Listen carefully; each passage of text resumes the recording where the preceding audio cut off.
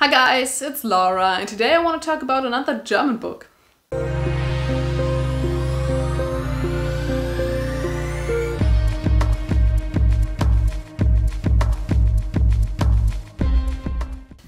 So, the book that I want to talk about today is Die Unendliche Geschichte by Michael Ende. So, the English title is obviously The Neverending Story. It's quite famous. So, Michael Ende, he is a very famous German author. So, he is not only known for this one, but also for Jim Knopf and Lukas der Lokomotivführer and Momo. So, both of these stories, they are very famous, and the first one has been adapted a billion times, I think.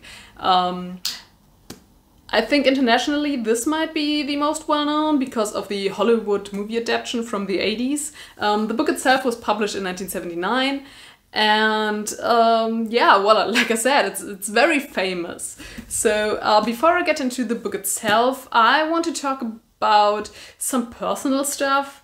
But if you don't care about that, you can just skip that part and go straight to the book discussion. I will just put timestamps down below. Okay, so as a child, I grew up in a city called Bottrop, which even by German standards doesn't sound very appealing, right? So the part of the city that I grew up in is called Bottrop-Kirchhellen, which sounds even worse, but it wasn't that bad. It was a quite nice kind of rural place, and the best part, we had an amusement park. So at that time, that park was called Warner Brothers Movie World, and since my mother was working for the city's tourism department, we would get tickets for free. So I basically grew up in an amusement park. Since at that point in time the park was, so they had all those Warner Brothers licenses like Batman, Gremlins and Looney Tunes, there was a ride that was called The Neverending Story. So yeah, that was the first time that I came into contact with this kind of world. So as a child I've never read the book. I don't know why, it's just, I don't know, I just never read it. And I don't think that I ever saw the movie when I was younger. So the only kind of connection that I had to the story came from that amusement park ride.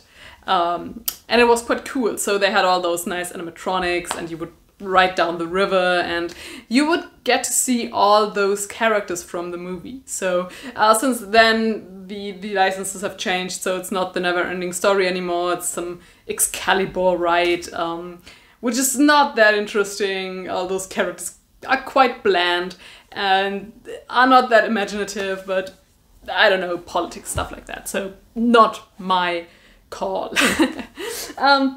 Yeah, but I experienced this story in a different way. So I started from a completely different point. And I don't know if I read the book before I watched the movie or if it was the different way around. I think I read the book first, but I read this first when I was an adult. So I got to experience the story as a grown person. Okay, so the story is about Bastian Bux, a 10-year-old boy who gets bullied a lot at school. And at one point he's running away from those bullies, and he ends up in front of like an antique bookstore. And he goes inside to hide from those other children, and he stumbles upon this book called The Neverending Story. And he kind of, so the book is calling to him. He feels like he wants to read it. And so he does the natural thing and he steals the book. But since he can't really read it at home, he just goes to his school and climbs to the attic, and he starts reading. So basically this is a book about him reading a book. And we get to experience, so on the one hand, Bastian reading the book, and on the other hand, the things that happen in this never-ending story. So the story in the book is that the world is, so the world Fantasia, it's called in English, it's swallowed by this nothingness. And so the world is looking for a hero who can save the world from ending. And so the kind of chosen one is Atreyu. He is like, I think he's a green skin. So in the movie they turned him into some kind of Native American from the looks of it. So, but in the book he has green skin. And I think that's only one of the things that's very fantastical about this book. So if you take a look at the English cover, which I think is really great, and so I think the German one is not as cool as the English one. There's a lot of this fantastical creatures on the cover, and that's one thing that I like about the book, that it's really imaginative when it comes to certain characters and themes, because it has a lot of things that other books don't really have. Like, I don't know, take Harry Potter for an example. They have dragons, and I think the most imaginative thing that the book has is like skeleton horses that can fly. But the Neverending Story has a lot of characters who are very unique in their own way. And that's a point that I really enjoy. So Atreyu, he goes on this journey through Fantasia to find a way to stop the nothingness from swallowing the world. And so we get to follow both him and Bastian on this quest to save the world. Yeah, and basically that's the story of the movie as well. But the story of Bastian reading the book and trying to save the world with Atreyu, it's only the first part in this book. So in the second part of the book, which hasn't been really turned into a movie as of now, so there have been 2 more Neverending Story movies, but they're not really like the book. The second one is kind of like the second part, but not really. Yeah, but anyways, in the second part, Bastian ends up in Fantasia himself, and he gets to kind of form the world according to his imagination. Like I said, he's a very imaginative boy. And so as he does so, he changes as well. And I think the journey that he's going through is quite interesting as well. So it doesn't have this kind of meta thing going on that the first half of the book has, but seeing him develop from like the creator of this world into a person that you might not like very much, to a kind of a lost boy. So I think it's really interesting to see. So it's quite different from the first part, but it's still very enjoyable, I think.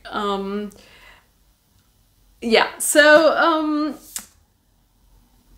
like I said, I read this as an adult, and I don't think that it's a book for younger children. So it's very thick. No, not that thick. So it's like 430 pages.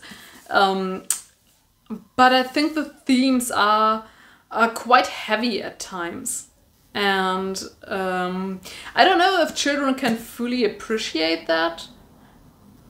And if it's not at times a bit too dark for their taste. Because it can get quite dark at times, especially in the second half. I think that's where all those imaginative things are a bit toned down. Not really toned down, but they turn into something that's not... So I think the book itself is not quite as cheerful as other children's stories. Yeah, but I still recommend this. So I think that it's a fantasy book that is very fantastical. And Michael Ende, I think he's an author who just likes to write stuff that comes to his mind at the moment as he's writing. And you can see, so you can really see how he just spews out all those different characters and things, and I think it's really great to see. I really enjoy the movie as well. I think it does a very good job of bringing this fantasy world to life. And I think I have do I have the Blu-ray? I did have the Blu-ray at one point. I think it's no, in my other place. Yeah, but anyway, so I really like the movie as well. And if you're in the mood for something that's fantastical, but is not really like your typical middle grade or YA or adult fantasy, I recommend that you pick it up, because it's a classic, and even if you don't end up liking it, I think it's a very unique experience. So I really wanted to give this a shout out, because it's a great and interesting book, and I think you could get a lot of enjoyment out of it. Yeah, and so that's it for today. I hope you enjoyed this little video about the never-ending story. My god, talking is hard. This is the second entry in the series about German books that have an English translation, and if you have any books that you would like me to talk about, you are very welcome to leave a comment below. And yeah, I hope you have a great day, and see you guys next time.